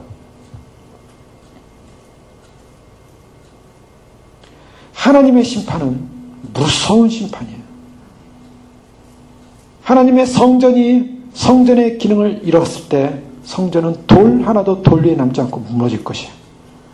이것은 이스라엘의 모든 공덕주성이 다 무너지는 저주입니다. 주님이 저주를 선포하시는 거예요. 마지막 교회를 향하여 주님께서 교회들을 향하여 주님께서 이 마지막 주님의 오심의 길 앞에 자기의 영광을 추구하고 자기끼리의 영광을 취하는 교회들을 향하여 그리스도의 의가 빠져버린 교회들을 향하여 자기 영화에 빠진 교회들을 향하여 주님은 경고하시는 거예요. 집 밟기 전에 회개하고 돌이키라. 왜요? 그 다음 말씀 보세요. 마태복음 22장으로 보면 예수님은 계속적으로 비유로 말씀하십니다. 이것이 종말론적 심판을 향해 가고 있는 거예요. 예수께서 다시 비유로 대답하여 이르시되 천국은 마치 자기 아들을 위하여 혼인잔치를 베푼 임금과 같다. 이 천국이 어떻게 오고 있냐면 이제 혼인잔치가 오고 있습니다. 마지막 주님은 성전의 멸망, 성전의 심판을 얘기하면서 혼인잔치가 이루어질 천국에 관한 얘기를 하고 있어요. 임금이 베푼 혼인잔치. 근데 사람들이 어떻게 합니까? 이 혼인잔치 초대했는데 모든 것을 갖추었으니 혼인잔치 오소서라고 초대했어요. 그런데 사람들은 자기 밭으로 자기 사업하러 자기 종들을 잡아 모욕하고 죽이고 그래서 그것을 다 거절했더라는 거예요. 그때 어떻게 합니까? 그때 그 임금이 노하여 군대를 보내어 살인한 자들을 진멸하고 동네를 불살하겠다. 진멸하고 불살하겠다. 혼인잔치에 초대했는데 혼인잔치에 초대하자고 초대에 응하지 않는 동네, 초대에 응하지 않는 사람들, 그 청한 사람들, 혼인잔치 오라라고 청한 사람들이 싫어해서 그것을 거절한 사람들을 전부 어떻게 하겠다고요? 진멸, 불살하겠다. 심판하겠다는 거예요. 이에 종들에게 이르되 혼인잔치는 준비되었으나 청한 사람들은 합당치 아니니. 이 혼인잔치는 바로 가나에서 일어난 혼인잔치는 바로 하나님 나라의 시대, 예수 그리스도를 통한 새 포도주의 시대가 시작됐음을 선언하는 것이었습니다. 바로 그 새 포도주의 시대는 언제 완성이 되고 있냐면 바로 예수 그리스도께서 다시 오시는 그날 영광의 날 혼인잔치가 일어날 거예요. 그 혼인잔치에 초대하고 있는 거예요. 정말 초대하고 있어요. 주님의 오심을 초대하고 있어요. 주님의 오심을 예배하고 초대하고 있어요. 근데 거절하더라는 거예요. 이 거절하는 사람들 어떻게 합니까? 이들을 진멸하고 불살하겠다. 자, 여기서 거절한 사람들이 받을 하나의 긍휼이 보이지가 않아요. 우리는 이것을 주목해야 됩니다. 예수 그리스도가 당시에 오셔서 이루시는 구원의 사건을 계속 보이고 있었건만 예수님을 보면서도 믿지 못한 유대 당국자들은 전부 심판받아 다 멸망하게 되어 있는 것입니다.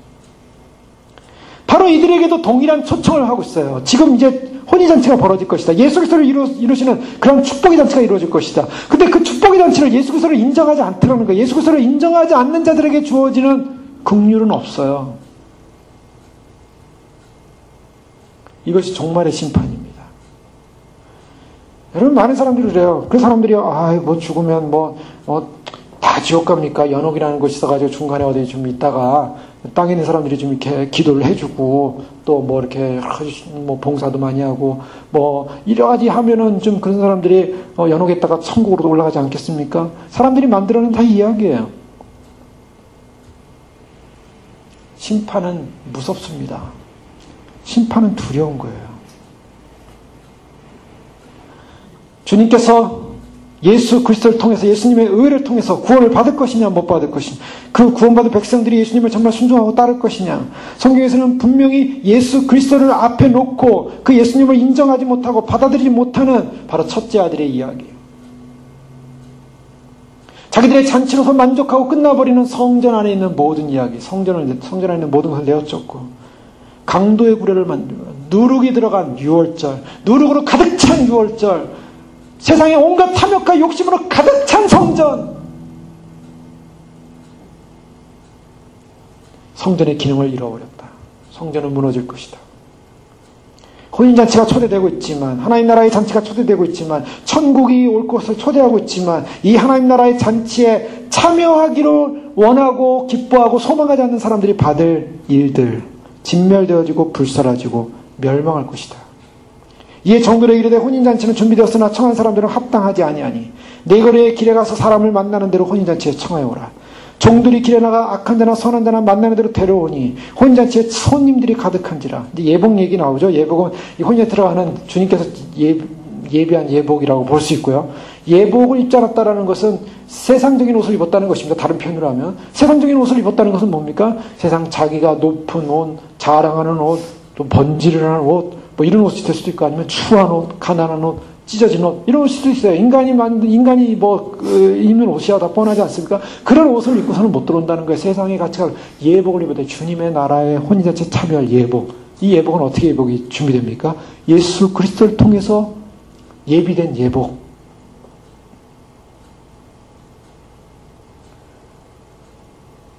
청함을 받은 자는 많되 택함을 입은 자는 적으니라. 주님 이렇게 말씀하고 있어요. 이것이 바로 오늘 우리들에게 주는 메시지고 묵시입니다. 오늘날 정말 주님을 만나고 하나님을 만나고 하나님 앞에 기도하는 집이 되어야 될 우리의 성전.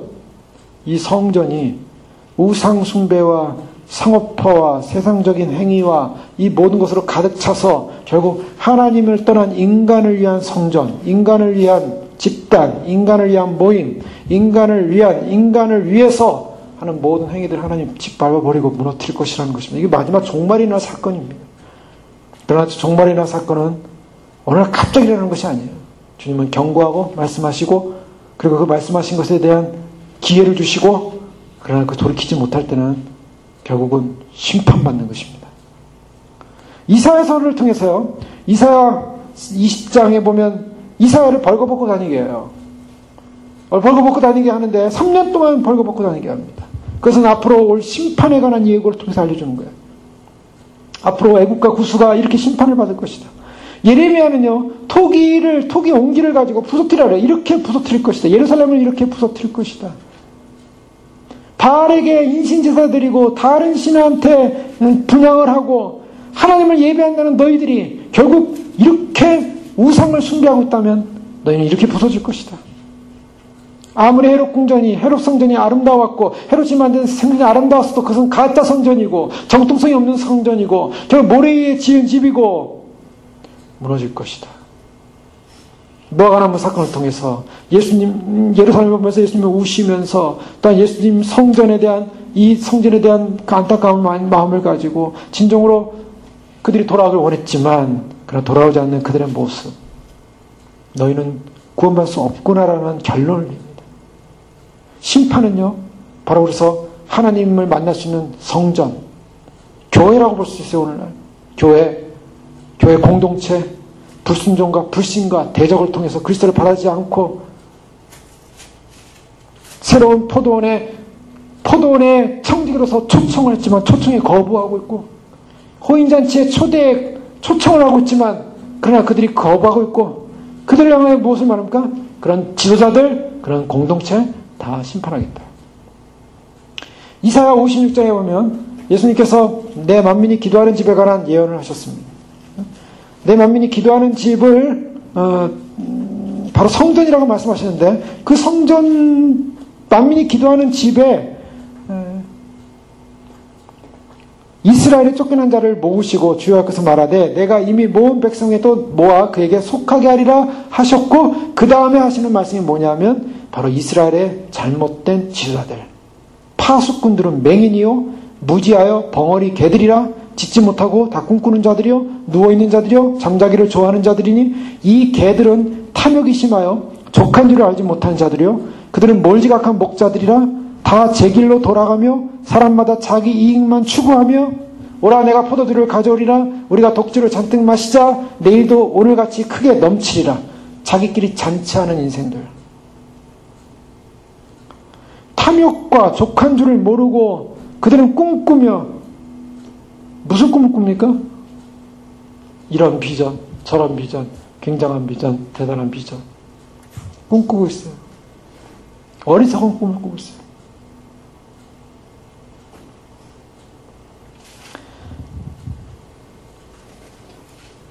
예레미야 7장 9절에는 너희가 도둑질하며 살인하며 간음하며 거짓 맹세하며 바알에게 분향하며 너희 알지 못하는 다른 신들을 쫓으면서 내 이름을 일컫는 받은 이 집에 들어와서 내 앞에 서서 말하기를 우리가 구원을 얻었나이다. 구원을 얻었나이다. 오늘 많은 사람들이 교회 다니면서 수많은 도둑질, 살인, 간음, 거짓 맹세, 온갖 세상의 번영에 우상하며 우상에 분향하며 그것을 소망하며 온갖 누룩으로 가득 찬 그런 신앙생활을 하면서 그들은 스스로 우리는 구원을 얻었다. 구원을 얻었다. 하느냐? 이는 이 모든 가증한 일을 행하려 함이로다. 예레미야 7장 11절에 계속 말합니다. 내 이름으로 일컬음을 받는 이 집이 너희 눈에는 도적의 구류로 보이느냐? 보라, 나 곧 내가 그것을 보았노라. 여호와의 말이니라. 너희는 내가 처음으로 내 이름을 둔 처소로 실로에 가서 내 백성 이스라엘의 악을 인하여 내가 어떻게 행한 것을 보라. 나 여호와 말하노라. 이제 너희가 그 모든 일을 행하였으며 내가 너희에게 말하되 새벽부터 부지런히 말하여도 듣지 아니하였고 너희를 불러도 대답지 아니하였느니라.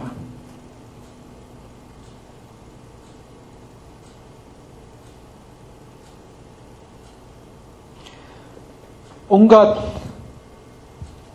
세상의 누룩을 가득 아는 채 사람들은 우리는 구원을 받았다. 번영주의와 우상으로 가득 찬, 세속적 가치관으로 가득 찬 오늘날 시대 가운데 정말 그리스도가 오심을 소망하면서 그리스도의 의 앞에 자신을 반추하면서 자신의 죄 문제를 하나님 앞에 토설하면서 어떻게 하면 거룩하고 정결한 존재로서 주 앞에 서야 할 것인가,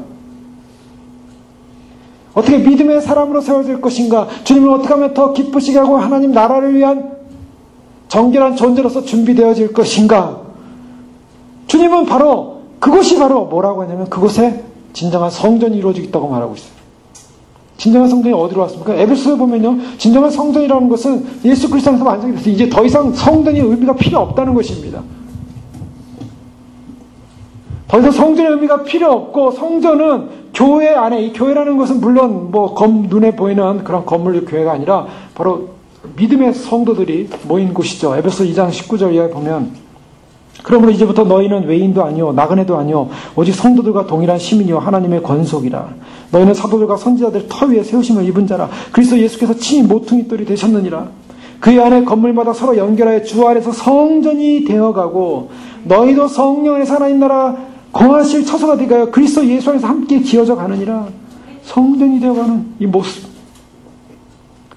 그래서 스가랴 14장 20절에 그날에는 말방울에까지 여호와께서 성결이라 기록될 것이라. 여호와 이전의 모든 솥이 제단 앞에 주발과 다름이 없을 것이니 여호와 앞에 성결이 일어날 사건, 마지막 종말의 사건, 주님이 왕이 되시는 사건, 정화가 일어나고 성결이 일어나고, 예수님께서 이 지금 예루살렘 성전에 들어가서 지금 이 정결케 하는 작업, 내 아버지 집을 장사하는 집으로 만들지 말라 하면서 노건으로 채찍을 만들어서 다 내쫓는 이 사건, 심판을 예고할 뿐만 아니라 교회가 성전이 진정으로 갖춰야 될 사건이 무엇이냐? 바로 그것은 성결이라는 것입니다. 성결을 위한 작업, 거룩을 위한 작업, 그것은 누룩을 뽑아내는 거예요. 누룩을 뽑아내는 게 무엇이었습니까? 아까 살펴보지 않았습니까? 우리 안에는 모든 인간의 이 땅에 속한 지체에 속한 것들. 우리는 하늘을 부름을 받았으니 위의 것을 찾으라. 온갖 탐욕과 욕심과 우상 숭배와 탐심과 모든 세상의 욕심을 다 버리고, 여러분 정말 우리가 해야 될 일이 있다면, 주님을 맞이하기 위해서 주님 앞에 진정한 거룩한 성전으로 회복이 있다면 무엇입니까? 진정한 정화, 정결, 내 안에 진정한 누룩을 내쫓지 않으면, 내 안에 누룩을 내쫓지 않으면 안 된다는 것입니다. 이것은 공동체적인 도전을 주실 뿐만 아니라 개인적인 도전을 주시기도 하는 말씀입니다. 종말론적인 심판 앞에 서 있는 모든 사람들이 해야 될 일이 있다면 그것은 심판이 왜 이루어지고 있는가? 정화되지 않아서 이루어지고 있다는 거예요. 정결해지지 않아서 이루어지고 있다는 것입니다. 심판이 왜 이루어지는가? 고린도후서 6장 16절에 보면 우리는 살아계신 하나님의 성전이라고 말하고 있어요. 고린도후서 6장 16절이죠. 고린도후서 6장 19절에 보면 너희 몸이 하나님의 성전인 것을 알지 못하느냐. 하나님의 성전의 목적, 건강의 목적, 누룩을 제거하는 것입니다. 그래서 예수님께서는요, 요한복음 14장 20절에 나의 계명을 가지고 지키는 자라 나를 사랑하는 자다. 나를 사랑하는 사람은 나의 말을 지킨다.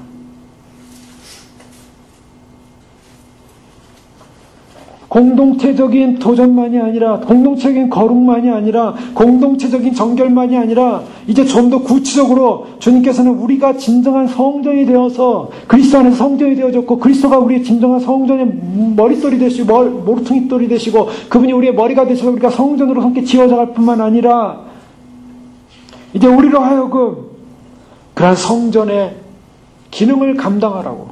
그 성전의 기능은 무엇입니까? 바로 성전의 기능은 바로 이스라엘이 잃어버렸던 성전입니다. 우리 안에는 모든 누룩을 내쫓는 것입니다. 바로 그 일이에요. 교회가 정말론적으로 해야 될 일이 무엇입니까? 교회가 정말론적으로 해야 될 일이 있다면 우리 안에 거룩과 정결을 위해서 주님 앞에 우리의 누룩을 내어쫓는 일을 해야 되는 것입니다. 그것이 진정한 회개고 그것이 진정한 거듭남입니다. 자, 그러면 이와 같은 유대주의의 파괴, 이것은요, 유대주의의 개혁을 말하는 게 아니라 완전히 파괴시킨다는 거예요. 그럼 무엇을 말하는가? 예수 그리스도가 중심이 된 새로운 전환이 일어나요. 유대교의 전환. 유대교는 완전히 없어지는 것 같지만 사실은 유대교의 그 모형은요, 새로운 예수 그리스도 안에서 완성을 이뤄요. 실체의 완성. 그것은 땅의 귀환, 예수 그리스도 안에서 회복의 유업을 받게 됩니다. 가족의 개념이 달라져요. 가족은요, 동서로부터 와서 많은 사람들이 아브라함과 이삭과 야곱과 함께 앉게 될 것이다. 예수 그리스도 안에서 진정한 축복의 가족은요, 예수님의 말씀을 듣고 그것을 행하는 사람이 진정으로 내 가족이다, 내 어머니다, 내 형제다라고 주님 말씀하셨어요. 가족의 전환이 일어나요. 회복된 이스라엘, 그래서 죄인들이 함께 식탁에 앉아서 교제를 나누고 함께 음식을 먹는 놀라운 사건의 전환이 일어납니다. 유대주의적 가족의 개념이 이제는 그리스도 안에서 그리스도 중심으로 바뀌기 시작하고요. 유대인들이 지켰던 토라, 그들이 지켰던 토라라는 율법이라는 이 토라의 개념은 이제 계약 백성이라는 개념으로 다시 전환이 돼요. 그래서 예수님께서 산상수훈에 율법을 내가 완성하러 왔다. 폐하는 것이 아니라 완성하러 왔다. 율법의 완성을 이루고 산상수훈을 이룰 것을 말씀하시면서 그 산상수훈을 이루는 것 가운데 가장 먼저 너희가 용서함 받았으니 긍휼과 용서함을 베풀 의무 가운데 살아라. 이제 그런 개념으로 바뀌어요. 율법이. 더 나아가서 재건된 성전입니다. 성전은 이렇게 주님이 심판하고 무너뜨리지만 그러나 이 성전은 어디 안에서 완성됩니까? 예수 그리스도 안에서 다시 완성이 돼요. 그래서 예수님께서 성전으로서 완성이 되셔서 진정으로 왕으로서 오시는 그분 안에 우리가 진정 출애굽을 경험하게 되고 그 출애굽을 경험함으로 말미암아 왕의 귀환과 함께 예수님께서는 진정한 유월절을 만찬을 바로 제자들과 함께 하면서 너희를 위하여 흘리는 나의 피고 너희를 위하여 쏟는 나의 몸이다. 그래서 떡과 포도주를 나누면서 주님께서는 진정한 유월절의 의미를 설명해주고 이스라엘 성전이 잃어버린 유월절, 그러나 예수 그리스도 안에서 진정한 유월절이 일어나고 예수 그리스도의 믿음을 통해서 그 유월의 사건을 통해서 진정한 죄의 용서함을 받게 되고 그래서 죄의 용서함은 이제 실체로서 주님이 오시는 희년적 구원의 사건으로서 주님이 이제는 모든 이스라엘 종교적 상징들이 실체가 돼서 예수님의 귀한 왕의 귀한으로 말미암아 결국 그 귀한 속에서 이루어질 영광스러운 희년이 선포된다는 것입니다. 희년, 그것은 뭡니까? 기쁨입니다. 자, 오늘 요한복음 2장을 통해서 오늘 지난 가나 혼인잔치 때 일어났던 하나님의 구원적 구속적 은혜의 새포도주 사건, 그러나 오늘 이 새포도주 사건은 진정으로 예수 그리스도가 오셔서 이루실 새 영광스러운 공동체, 새로운 성전을 보여주면서 바로 그 새로운 영광스러운 공동체가 이루어지기 위해서 반드시 옛 공동체, 옛 모양, 그리고 옛 것, 옛 누룩은 다 없어져야 할 것이다. 를 선포하는 것입니다. 바로 그것이 옛 누룩은 없어지고 옛 것은 없어지고 옛 것은 무너지고 그리고 그리스도 안에서 진정한 정결함과 거룩함과 성결함과 그리고 새로운 유월절에 참여하는 믿음의 백성들, 바로 그 믿음의 백성들은 정말로 다시 오시는 예수 그리스도 안에서 진정으로 자신의 영광이 아닌 하나님의 영광, 그리고 교회는 자신의 영광이 아닌 하나님 의가 이루어지는, 회복되어지는 그 진정한 죄사함의 용서와 그래서 진정한 죄사함의 용서로 말미암아 영원히 주님과 함께 그 안에서 이룰 구원의 잔치에 참여하게 되는 것입니다. 오늘 이 말씀을 통해서 주님께서 우리에게 주실 말씀은 진정으로 주님께서 이루실 영광스러운 구원의 실체, 종말의 구원의 기회 안으로 이제는 들어올 것을 말씀하시고, 그래서 22절의 말씀은 예수께서 하신 말씀을 믿었더라. 예수께서 하신 믿었더라. 그리고 23절에 보면 6월절에 예수께서 예루살렘에 계시니 많은 사람이 그 행하시는 표적을 보고 그 이름을 믿었으니, 믿었다. 그리고 예수님께서 하신 모든 일은 이 모든 일을 생명을 얻게 하고 생명을 더 풍성히 얻게 하려 합니다. 결국 이것은 뭐냐면 예수 그리스도 중심으로 간다는 거예요. 성전의 예수 그리스도 중심, 모든 삶의 예수 그리스도 중심, 우리의 모든 믿음도 예수 그리스도 중심, 교회도 예수 그리스도 중심, 우리의 모든 것 다 예수 그리스도 중심. 바로 여기에 진정한 구원의 축복이 임하는 줄 믿습니다. 예수 그리스도 안에서 그 중심을 회복하심으로 앞으로 올 심판 앞에 우리가 참으로 주님, 이것은 마지막 기회입니다. 이 심판이 예고되고 있다는 것은 마지막 기회예요. 주님, 그리스도 중심으로 돌아와서 그리스도를 믿고 그 초청에 응하고, 그래서 정말 무화과 나무처럼 저주받고 또한 성전처럼 무너지고 또한 참 초대했지만 그 초대를 거절함으로 말미암아 짓밟히는, 그 불사람당하는 그런 심판에 서지 않고 참으로 구원받는 믿음의 혼인잔치에 참여하는 대열에 서도록 주님께서 말씀하시는 종말론적인 요청인 줄 믿으시고, 우리가 그 믿음 안에서, 말씀 안에서 반응함으로 주님 오시는 날 우리가 심판의 대상이 아닌 구원의 대상으로 주님을 맞이하는 저 여러분 되시길 주 이름으로 축원합니다. 기도하겠습니다. 이제 함께 기도하겠습니다. 기도할 때 주님, 그렇습니다. 우리가 참으로 주님 오늘 말씀을 통하여 좀 말씀이 우리에게 주시는 것은 참으로 성전의 시대, 유대교의 시대, 참으로 인간의 시대로서 전락하고 타락했고 하나님의 의가 없어져 버렸고 하나님의 공동체로서의 참으로 하나님을 높이면 진정한 제사와 제사함이 없어져 버린 참으로 교회 시대는, 그러한 성전의 시대는 무너질 것이고 진정한 제사함과 용서와 참으로 주님 안에서 예수 그리스도 안에서 이루어질 새 성전의 영광의 완성을 바라보면서 정말로 주님의 구원의 메시지 앞에 응답하라고 주님 말씀하신 적이 있습니다. 그 말씀 앞에 반응하고 참으로 주님이 정결케 하라고 하신 우리의 정결에 대한 작업, 우리 안에 주님과 누릴 영광스러운 6월절의 축복을 누리기 위해서 우리 안에 모든 누룩들, 참으로 그 세상에 속한 모든 어둠의 누룩들, 참으로 우리 안에, 우리 성전 안에 들어있는 모든 누룩들 다 제거하게 하시고, 또한 공동체적으로도 주님 거룩하고 정결함을 이루어서 주님을 맞이할 수 있도록 축복하여 주시옵소서. 함께 기도하겠습니다. 유대 성전의 기능은 죽었고 하나님의 유월절은 인간의 유월절, 유대인의 유월절로 전환되었고, 하나님 앞에 진정한 누룩 없는 거룩함과 정결함을 이루어야 될 말방울에까지도 성결하고 외쳐야 될 성전의 기능은 온갖 세속의 누룩과 세속의 죄악으로, 탐욕으로, 탐심으로 가득 찬 인간을 위한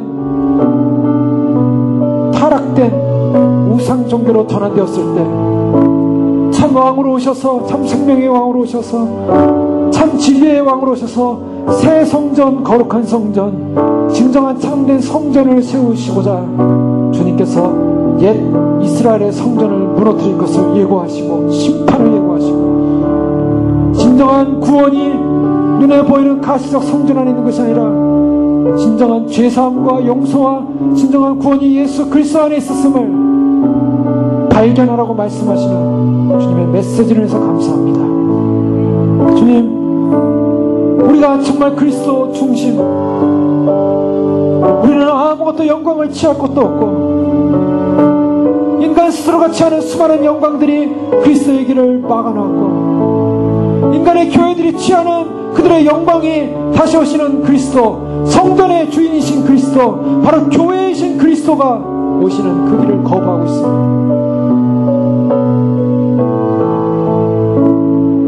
작은 자, 아무것도 아닌 자, 참으로 죄악 가운데 동일하게 멸망받아야 될 그런 백성들이 다시 오시는 영광의 주님을 만나고 그 그리스도를 만나고 그리스도 중심으로 우리 인생과 삶이 살기로 결정하고 주님을 맞이하게 하여 주님과 함께하게 하여 주님의 종말론적인 요청 앞에 응답하는 믿음의 백성들에게 주님 그 혼인잔치의 영광의 축복은 임할 줄로 믿습니다.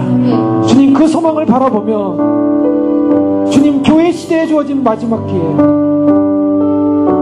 성전이 짓밟히기 전에, 성전이 무너지기 전에, 교회가 무너지기 전에, 교회에 속한 모든 권속들이, 모든 사람들이 심판받기 전에 왕의 재림과 왕의 영광스러운 혼인잔치의 초청을 받아들이게 하시고 기뻐하게 하시고, 잃어버렸던 의, 잃어버린 의, 예수 그리스도로 말미암아 진정한 의를 회복하지 못한 채 인간이 속한 모든 번영주의와 인간에 속한 모든 인간의 중심주의와 인간에 속한 모든 인간 영화주의로 말미암아 오실 주님을 바라보지 못하는 인간의 죄악이 돌이켜져서 주님을 환영하고 주님을 기뻐하고 주님을 만날 수 있도록 축복하여 주시옵소서. 우리에게 주어진 기회가 시간이 많지 않습니다. 주님을 우리 중심에 모시고 참 성전의 완성이신 주님, 가나의 축복의 새 포도잔치의 축복의 영광이 주님, 그것을 받아들이고 인정하는 백성들은 그 잔치에 참여하겠지만 그것을 인정하지 못하는 백성들에게 주어질 심판을 예고하시는 주님, 성전의 무너뜨림을 예고하시는 주님, 교회의 마지막 시대도 진정으로 회개하고 주 앞에 돌아오지 않는다면 주님께서 그 교회들마저 전부 심판하시겠다고 주시는 경고의 말씀을 받았사오니 주여, 우리에게 주어진 마지막 기회 놓치지 않게 하시고 우리 안에 있는 모든 노력을 제하게 하시고 진정으로 거듭나 진정으로 정결케 되어 주님의 성전으로 주 앞에 지어져 가며 주님 오시는 날 설 수 있도록 축복하여 주시옵소서. 우리를 거룩하게 하신 예수 그리스도 이름으로 감사하며 기도합니다.